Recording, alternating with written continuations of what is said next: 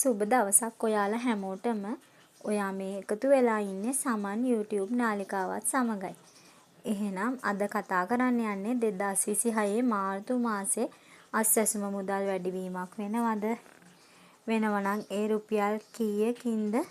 කවදද හැමෝටම ගන්න පුළුවන්ද? පළවෙනි අදියරේ අයට විතරද? නැත්නම් දෙවෙනි අදියරේ අයටත් පුළුවන්ද? නැත්නම් හැමෝටමද?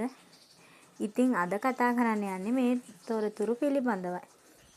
එහෙනම් වීඩියෝ එකට යන්න කලින් මගේ YouTube නාලිකාව subscribe කරලා bell icon එක click කරලා තියාගන්න.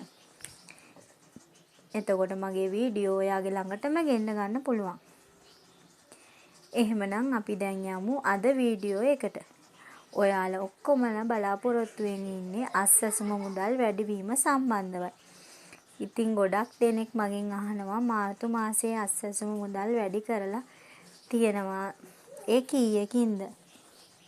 රුපියල් 10000කින්ද 15000කින්ද නැත්නම් 5000කින්ද? ඉතින් ඔයාලට කියන්න තියෙන්නේ තාම රජයේ මේ පිළිබඳව දැනුවත් කිරීමක් සිදු කර නොමැත. ඒ කියන්නේ රජයේ සුබ සාධක මණ්ඩලය මගින් මුදල් වැඩි කිරීමක් සිදු කර නොමැත. සමහරු දාලා තියෙන වීඩියෝ ඒ වගේම කටකතා සම්පූර්ණයෙන්ම වැරදි. ඔයාලට දැනට හිමිවන මුදල් එනම් දැනට රුපියල් 17500ක් හිමිවන අයට මාර්තු මාසයේ ලැබෙන මේ මුදල් ප්‍රමාණය විතරයි. ඒ වගේම දැනට රුපියල් 10000ක් හම්බ වෙන අයටත් වැඩිවීමක් නොමැත. 5000ක් හම්බ වෙන අයටත් වැඩිවීමක් නොමැත. ඉතින් රජය මගින් මුදල් වැඩිවීමක් සිදු කරන බව දැනුම් දීමක් නොමැත. එසේ වැඩිවීමක් වුවහොත් ඒ සම්බන්ධව වීඩියෝ එකක් ඉක්මනට අරන් එන්නම්.